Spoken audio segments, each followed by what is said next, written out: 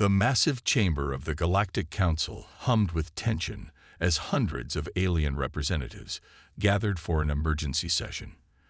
The ancient hall, built from crystalline structures that stretched up into the darkness above, had seen countless meetings over the millennia. But today was different. Order. Order in the council. The High Speaker's voice boomed across the chamber. The floating platforms carrying various alien delegates slowly moved into their designated positions, forming perfect circles around the central podium. At the center of attention stood Council Member Robert, Earth's unofficial observer. He wasn't supposed to be here today, but he had managed to slip in quietly. The humans weren't meant to know about this meeting.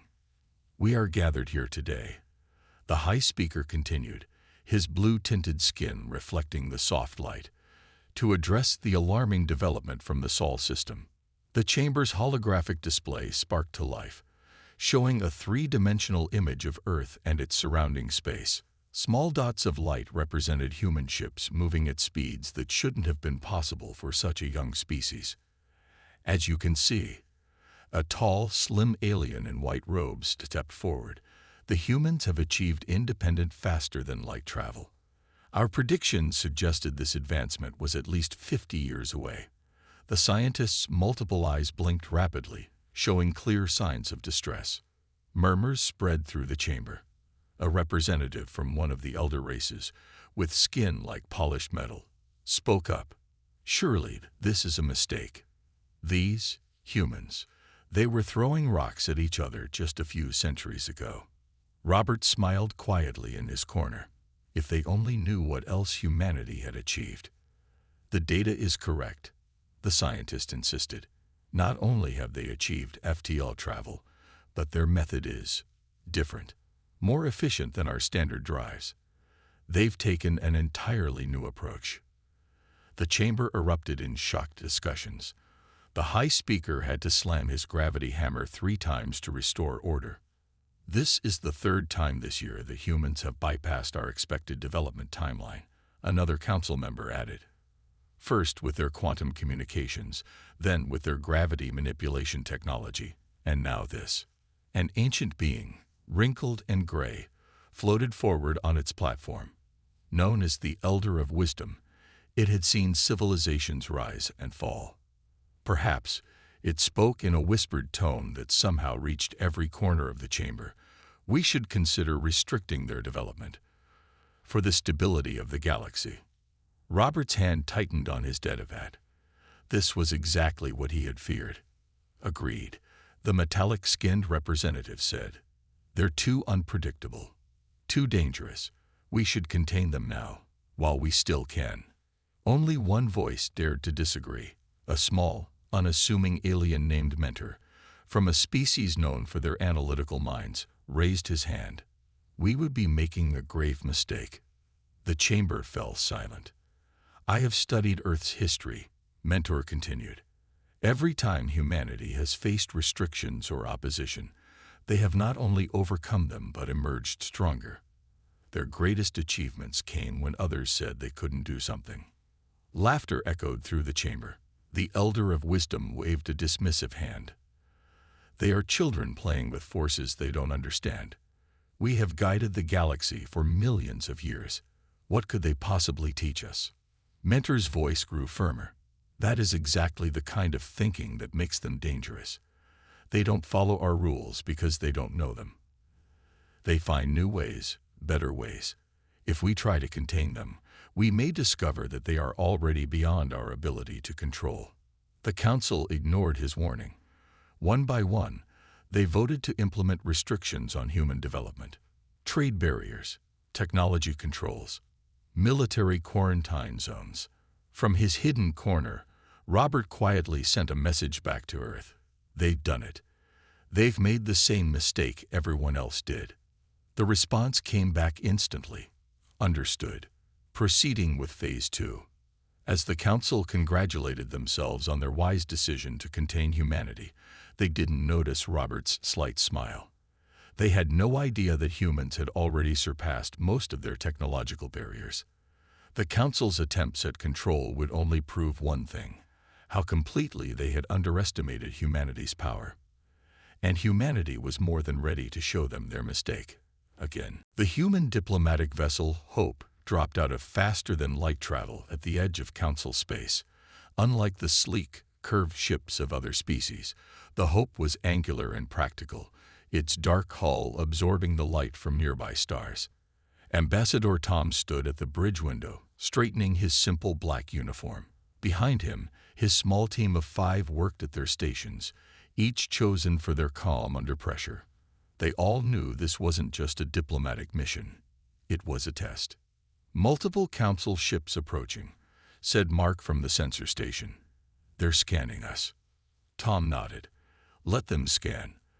They won't find anything we don't want them to see." The Council ships surrounded the Hope, their organic-looking designs a stark contrast to the human vessel. A message came through in standard Galactic common. "Human vessel, follow our escort to Station 7. As they approached the massive space station, its crystalline spires stretching out like frozen lightning, Tom noticed how the other ships docked there gave the Hope a wide berth. Word had spread fast about the dangerous humans. The welcoming committee waited in the docking bay, a group of Council representatives trying hard to look unimpressed. Their leader, a tall being with iridescent skin, stepped forward. "Welcome to Council space," he said, his translator making the words sound flat. "I am First Speaker Lane. We trust your journey was acceptable." Tom smiled. "More than acceptable. Our new drive system is quite efficient." He didn't mention that the drive they were showing off was already 2 generations behind what Earth actually had. The tour of the station was clearly designed to overwhelm them with the Council's technological superiority. Their guide showed them gravity-defying architecture, matter replication systems, and energy fields that bent space itself.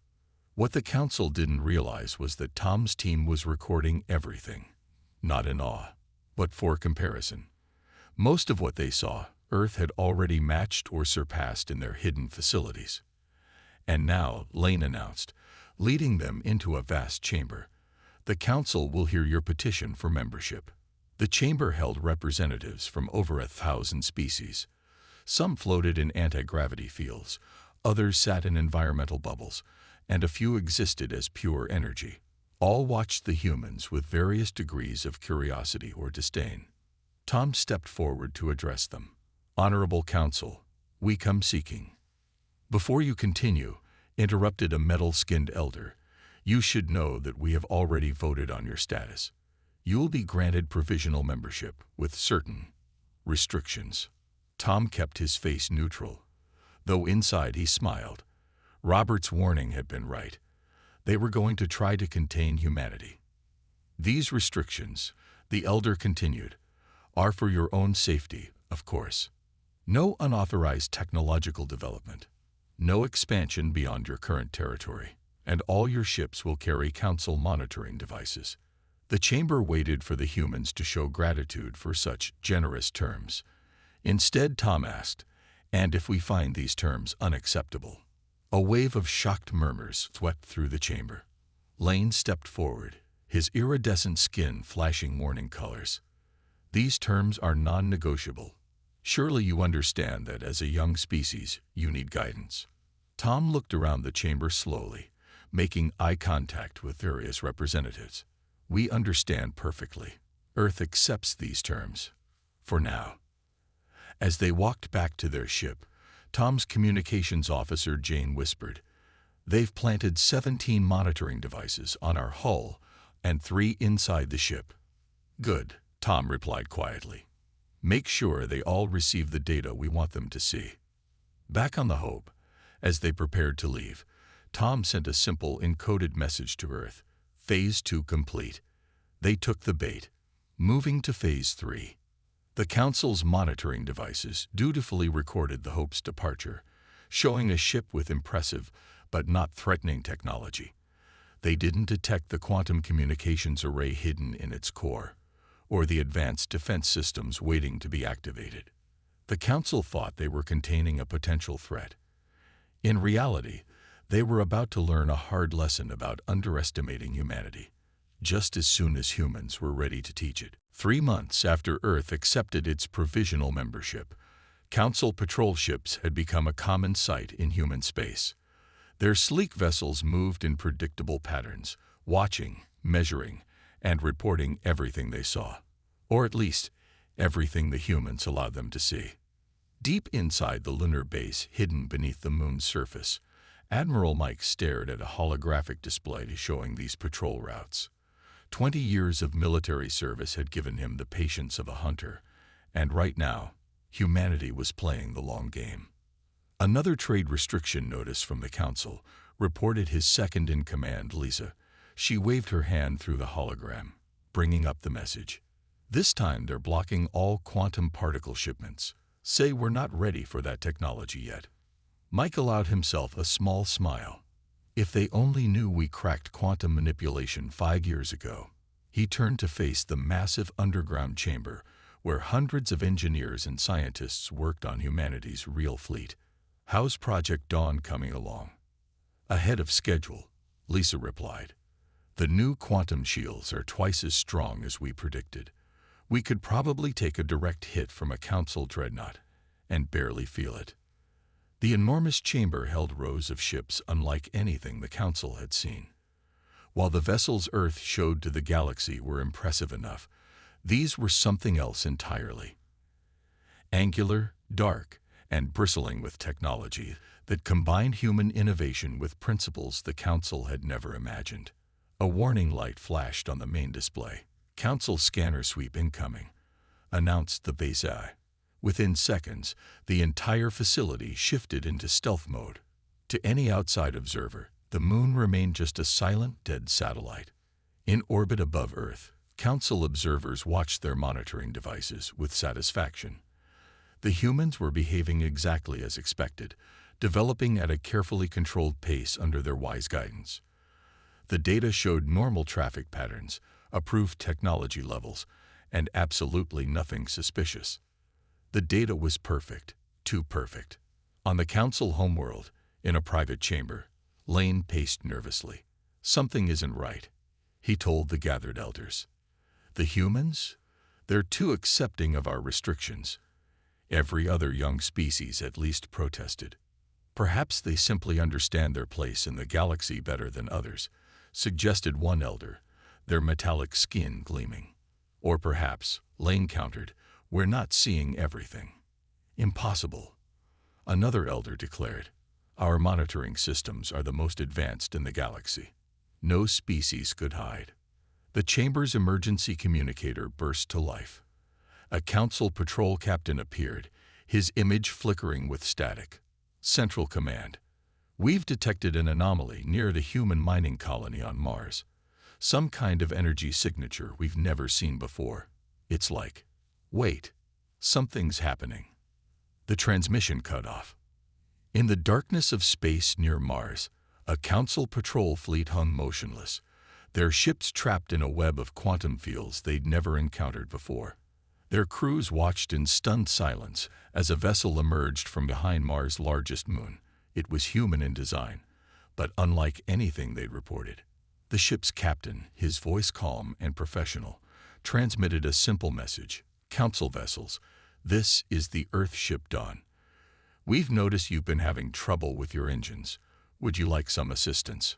The Council ship's engines hadn't been malfunctioning until that exact moment, when they all simultaneously failed. Back on the moon, Admiral Mike watched the situation unfold. Send the message to Earth Command, he ordered. Phase 3 is complete. The Council's patrols have seen exactly what we wanted them to see. Lisa nodded, but looked concerned.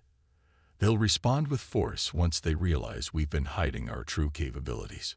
Of course they will, Mike replied, looking at the rows of advanced ships ready for launch.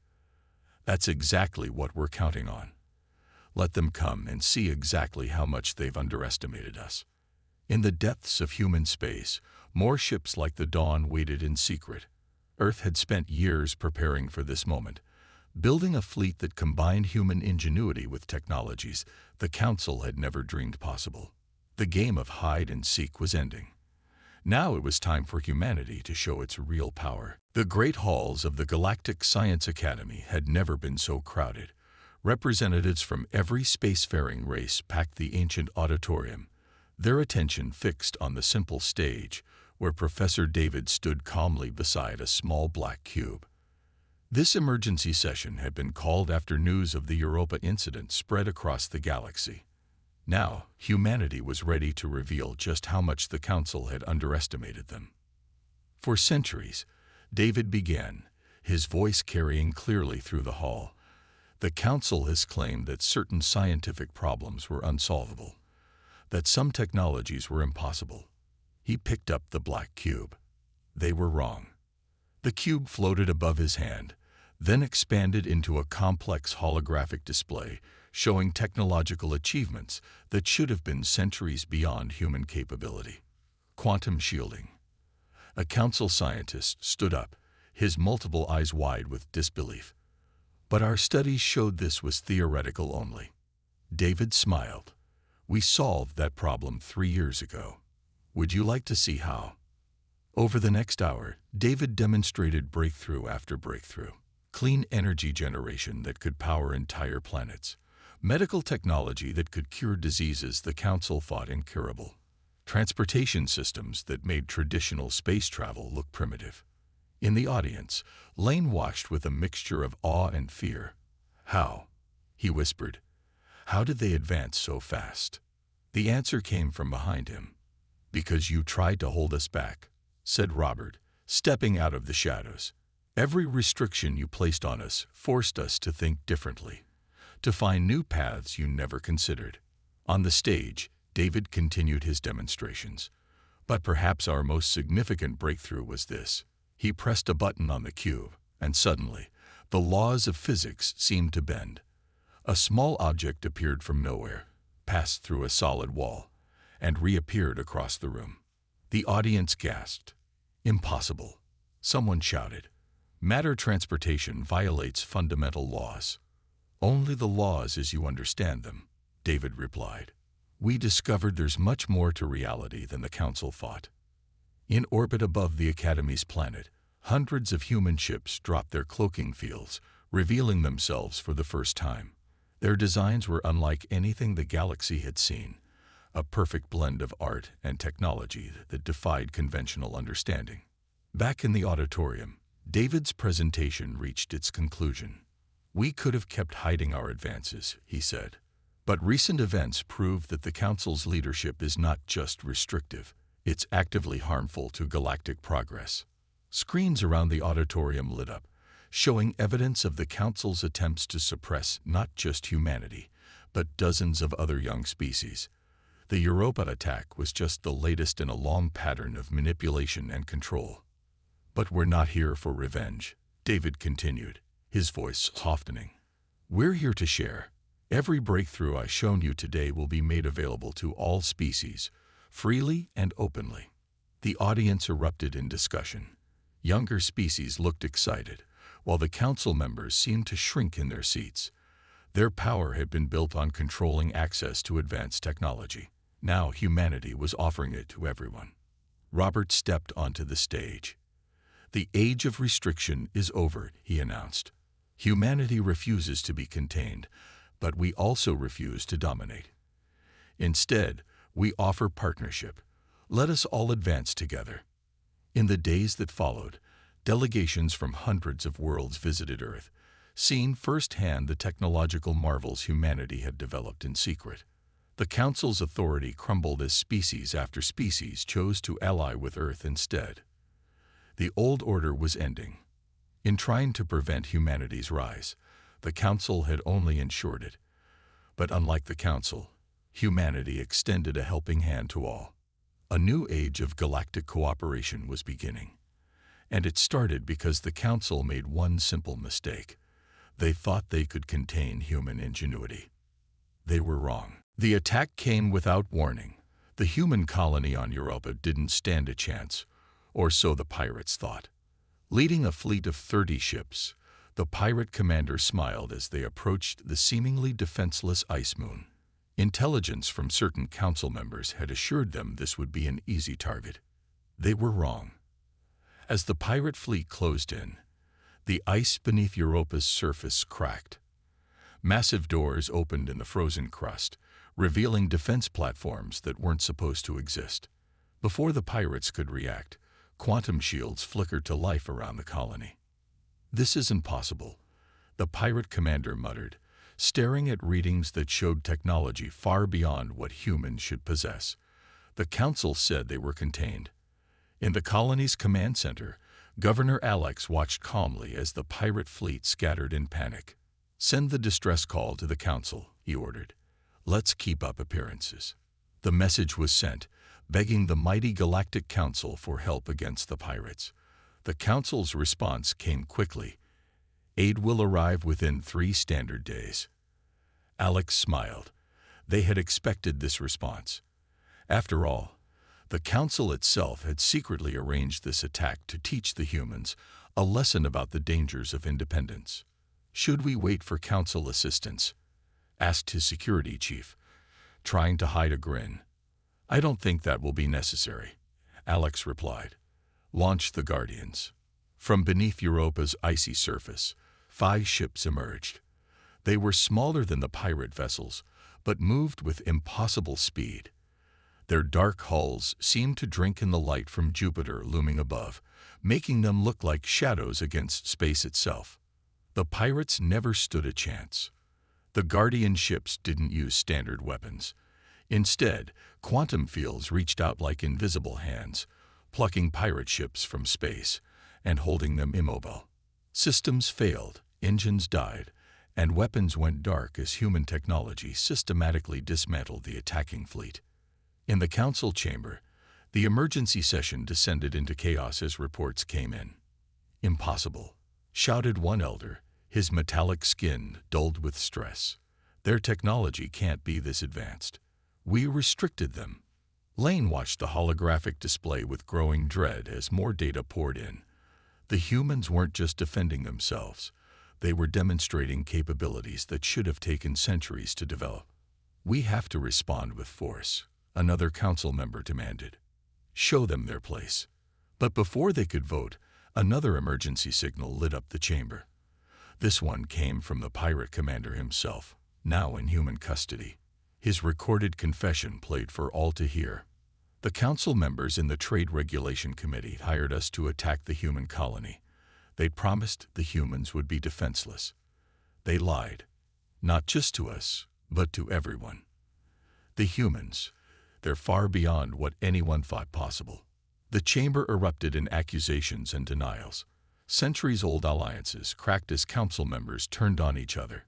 In the confusion, no one noticed the human observer Robert quietly sending a message to Earth. "Phase 4 complete." They took the bait. The council is fracturing. Back on Europa, Alex received the message with satisfaction. The colony's helpless act had worked perfectly. Now the galaxy would know that not only had humanity developed beyond the Council's restrictions, but that the Council itself had attempted to orchestrate an attack on innocent colonists. "Send word to Admiral Mike," he ordered. "Tell him to begin Phase 5. In orbit around Europa, the captured pirate ships floated helplessly as human technicians examined their systems. Every piece of evidence pointing to the Council's involvement was carefully documented and prepared for release to all galactic civilizations. The Council had tried to teach humanity a lesson about weakness. Instead, they were about to learn one about underestimating human ingenuity and human justice. The game was changing. The Council's power was cracking, and humanity was ready to show the galaxy a new way forward. The Council's response to humanity's revelations came swiftly and predictably. Within hours of the Science Academy presentation, their massive war fleet emerged from hyperspace near Earth. 5,000 ships strong, it was the largest military force the galaxy had ever seen. Admiral Mike stood on the bridge of the Earth flagship Defender, watching the Council fleets approach. He seemed remarkably calm for someone facing such overwhelming odds. "They brought exactly the number of ships we expected," he noted, glancing at his tactical display, "right down to the last destroyer."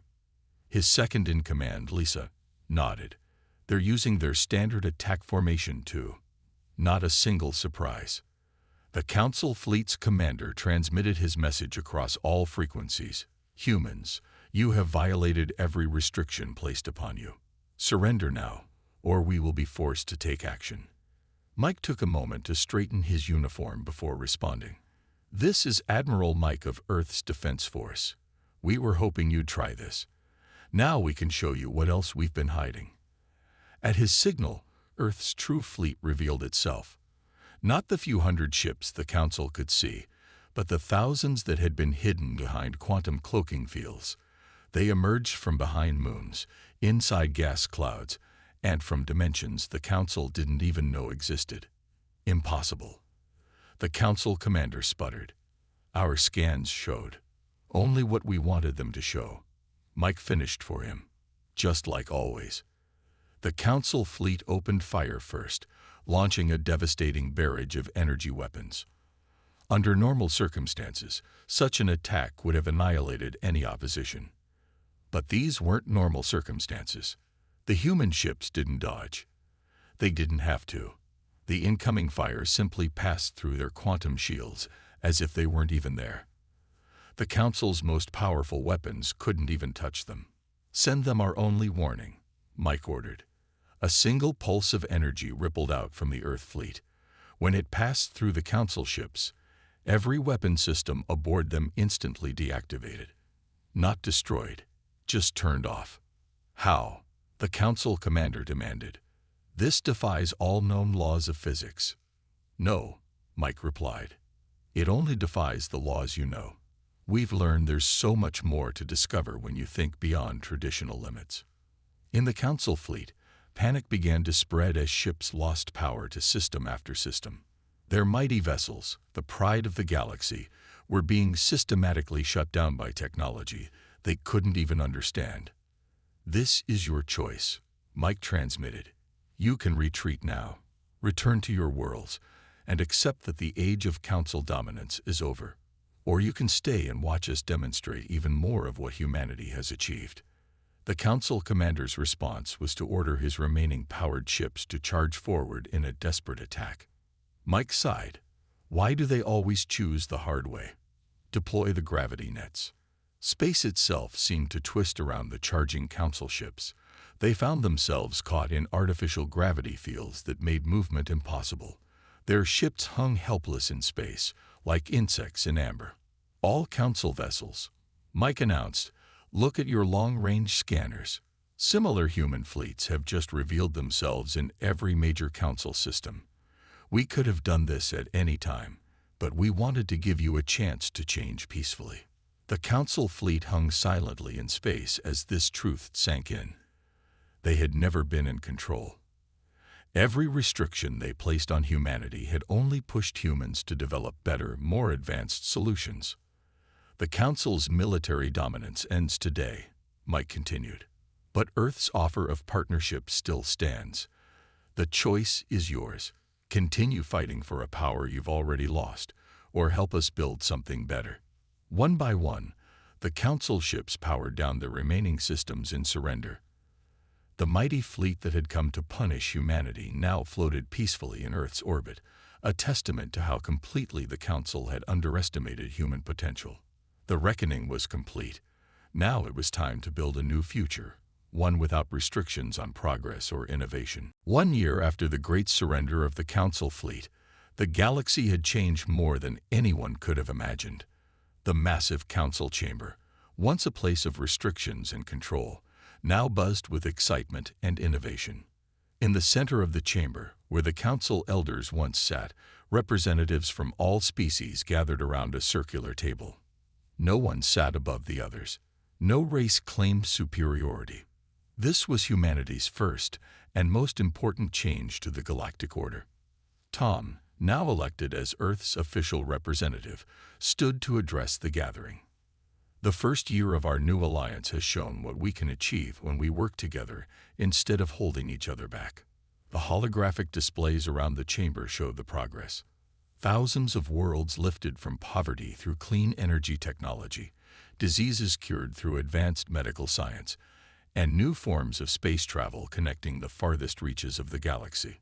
Professor David stepped forward next, his simple black cube now a familiar sight to all. Today, we're ready to share something even more revolutionary, something we developed not just with human innovation, but with help from our new allies. The cube expanded, revealing plans for technology that even humanity hadn't possessed a year ago. It was the result of human creativity combined with ancient alien wisdom, proof that cooperation could achieve more than competition. In the audience, Lane watched with wonder. The former council member had been among the first to embrace the new way. "We were so wrong," he whispered to Robert, who sat beside him. "We thought controlling knowledge would keep us safe." "The greatest safety," Robert replied, "comes from helping others grow strong beside you." On a distant world, where a young species was just discovering spaceflight, Admiral Mike stood watching their first starship launch. Unlike the old council, which would have immediately restricted and controlled this species, humanity had chosen a different path. "Remember when this was us?"